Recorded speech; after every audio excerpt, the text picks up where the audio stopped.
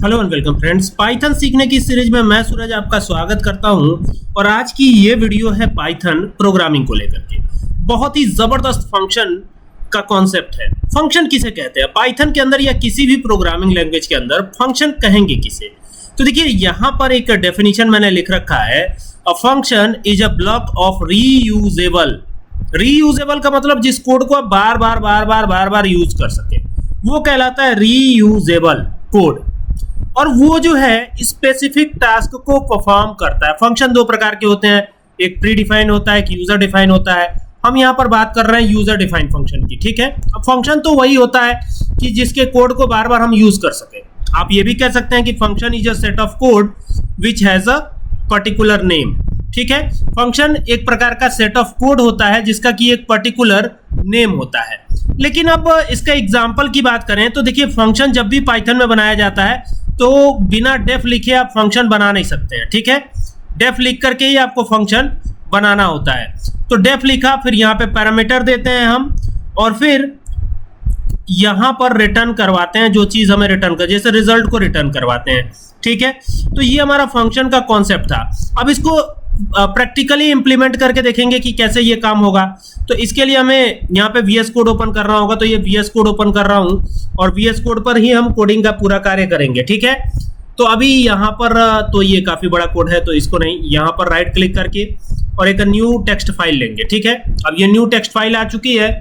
Function बनाने के लिए सबसे पहले क्या लिखते हैं? सवाल यही है कि फंक्शन बनाने के लिए सबसे पहले क्या लिखा जाए। तो देखिए फंक्शन बनाने के लिए सबसे पहले हम लिखते हैं डेफ। क्या लिखते हैं? डेफ।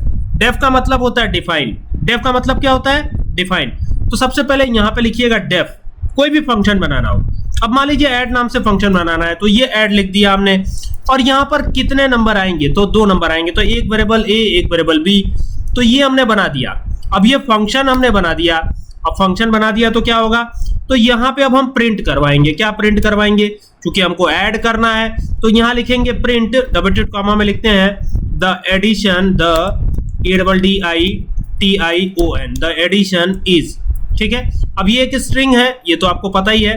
कॉमा लगाएंगे और यहाँ पर क्या करना है ना, यहाँ पर a प्लस बी कर देना है आपको। ये हो गया a प्लस बी, ध्यान दीजिएगा a प्लस बी करना है यहाँ पे। तो ये हो गया a प्लस बी, तो ये हो गया एडिशन। अब देखिएगा यहाँ पर अभी ये फंक्शन बन गया है। फंक्शन को हमने डिफाइन कर दिया है लेकिन फंक्शन को हमने कॉल नहीं किया। जैसे क्लास में बहुत सारे बच्चे हैं, अब किसी बच्चे का नाम है अंकित।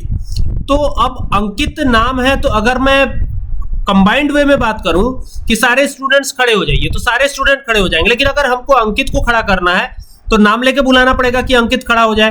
तो इसी तरीके से हमको पर्टिकुलर उस फंक्शन को कॉल करना पड़ेगा। तो फंक्शन किस नाम से बना है? ऐड नाम से।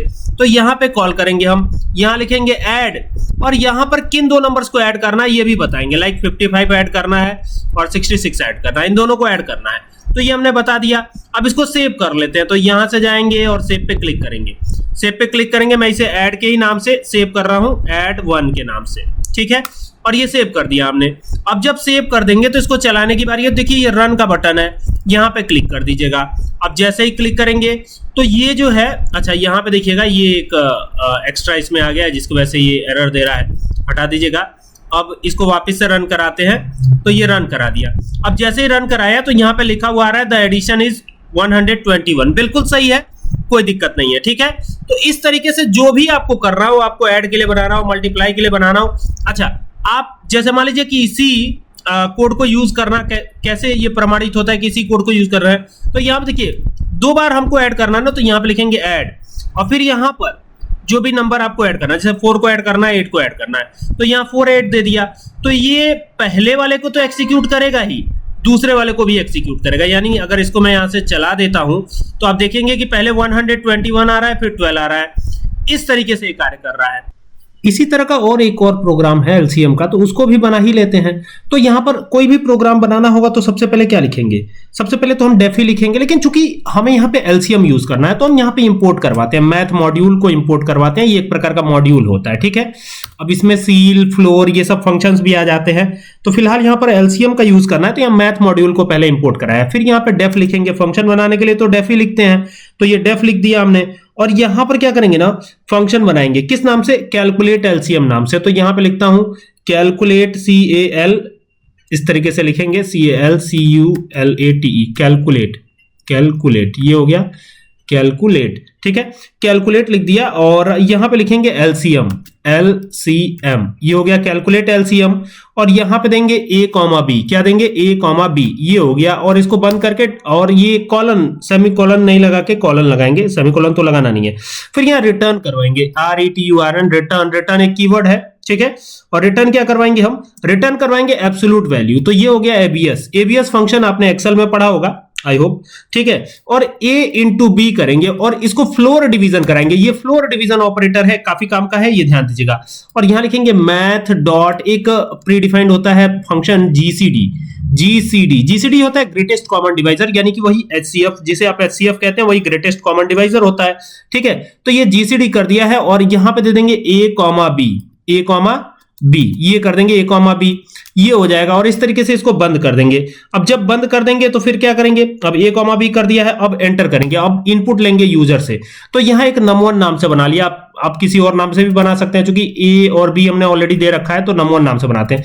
num1 इज इक्वल टू करेंगे यहां पे क्या, इंट, यानी इंटीजर डेटा टाइप की बात कर रहे हैं और यहां कर देंगे इनपुट फंक्शन का यूज, तो ये हो गया इंट इनपुट और यहां लिखेंगे ना एंटर अ नंबर, यानी यूजर कोई नंबर एंटर करेगा, एंटर अ नंबर हो जाएगा, ठीक है। तो ये नंबर एंटर करेगा यूजर और फिर यहां पे दूसरा नंबर भी एंटर करवाएंगे, तो बी क्या बल्कि यहां पे num2 कर देंगे, बी तो ऊपर लिया ही हुआ है, तो num2 is equal to int, फिर यहीं पे इंट वही बात, ठीक है। फिर यहां इनपुट फंक्शन का यूज, तो इंट इनपुट कर दिया और यहां पे क्या करेंगे, एंटर द सेकंड नंबर, क्या लिखेंगे, एंटर द सेकंड नंबर, ये हो गया enter the second number, okay. तो अभी एंटर द फर्स्ट नंबर हो गया, एंटर द सेकंड नंबर हो गया, दोनों हो गया। अब क्या करना है, अब यहां पर ना LCM लेके आएंगे, यानी कि यहां पे लिखेंगे हम LCM, ये हो गया LCM और LCM इज इक्वल टू यहां पर चूंकि फंक्शन बना था कैलकुलेट LCM नाम से, तो इसको ले लेंगे कैलकुलेट LCM। किसका LCM कैलकुलेट होगा, जिसमें num1 की वैल्यू आएगी वो ये कैलकुलेट होगा एक, और फिर यहां पर कॉमा देंगे num2, ये LCM इन्हीं दोनों का कैलकुलेट होगा, मतलब num1 और num2 का ही LCM जो है कैलकुलेट होगा, ठीक है। अब num1 और num2 हमने दे दिया है, देख सकते हैं, ठीक है। और इसके बाद क्या करेंगे, ब्रैकेट को क्लोज कर देंगे, क्लोज कर दिया, एंटर कर देंगे और प्रिंट करवा लेंगे। क्या प्रिंट करवाएंगे, यहां लिखा प्रिंट और यहां पे देखिए मैं F स्ट्रिंग का यूज कर रहा हूं, ये F लिखा हमने, फिर डबल डॉट कॉमा ओपन करेंगे इस तरीके से, ये देखिएगा ये F स्ट्रिंग है, ठीक है। तो यहां पर आएंगे, थोड़ा सा इसको पहले हटाते हैं, ये हो गया, तो ये डबल डॉट कॉमा हमने ओपन कर लिया। अब इसमें क्या लिखेंगे ना, इसमें लिखेंगे द LCM, कुछ भी लिख सकते हैं आप जो देना चाहे, वैसे मैं लिखता हूं द LCM ऑफ, अब चूंकि num1 और num2 का ही LCM है तो यहां पे कर्ली ब्रेसेस में num1, ठीक है, ये num1 हो गया। फिर एंड लिखेंगे, एंड एंड, ठीक है, एंड num2, तो यहां कर्ली ब्रेसेस में फिर num2 आ जाएगा, क्योंकि num1 और num2 वेरिएबल के नेम है, तो ये हो गया num1 और num2 इज, ठीक है। और फिर चूंकि ये जाके कहां स्टोर होगा, तो LCM के अंदर होगा, तो यहां कर देंगे LCM, क्या कर देंगे, LCM कर देंगे। तो LCM को भी हमें कर्ली ब्रेसेस में ही रखना होगा, तो ये हमने कर दिया और ये डबल डॉट कॉमा क्लोज कर दिया। अब इसको चलाने की बारी है, ठीक है, लेकिन ये ध्यान रखिएगा कि इसकी इंटेंडिंग सही रखिएगा, ठीक है। यहां पर ये तो क्लोज ही रहेगा, ये क्लोज हमने किया नहीं था, और बाकी ये इंटेंडिंग ध्यान रखिएगा, इंटेंडिंग गड़बड़ ना हो, ठीक है, इंटेंडिंग गड़बड़ होगी सारा गड़बड़ हो जाएगा, ठीक है। तो ये हो गया, अब इसको चलाएंगे, देखेंगे क्या होता है, ठीक है। तो यहां पे चूंकि ये ऐड ही नाम से सेव है तो इसको चलाया हमने, तो चलाने पे ये पूछ रहा है एंटर अ नंबर, तो चलिए एक नंबर एंटर करते हैं, देखते हैं क्या होता है। तो यहां पे हमने एंटर किया 7, फिर कह रहा है एंटर द सेकंड नंबर, तो दूसरा नंबर 8 एंटर किया और इन दोनों का LCM आएगा 56, देख सकते हैं, यानी यूजर डिफाइंड फंक्शन बना दिया हमने कैलकुलेट LCM, और देख सकते हैं LCM भी कैलकुलेट होकर प्रॉपर्ली आ रहा है, ठीक है।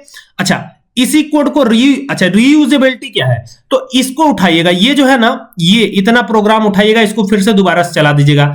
मतलब अगर इस कोड को आप दोबारा से चलाना चाहें तो इतने को, ये num और num2 जो है ना, यहां से लेके यहां तक पूरा उठाइएगा, कॉपी करेगा, पेस्ट करेगा, इसी को फिर चला दीजिएगा, मतलब 2 बार यही काम होगा, यानी कोड को रीयूज कर सकते हैं आप। आई होप कि आपको ये पूरी वीडियो समझ में आई होगी कि ये कैसे करना है, ठीक है। इस तरह की और भी वीडियोस आती रहेंगी आगे, उम्मीद करता हूं वीडियो अच्छी लगेगी। वीडियो अच्छी लगे तो इसे शेयर करें। Thank you for watching this video.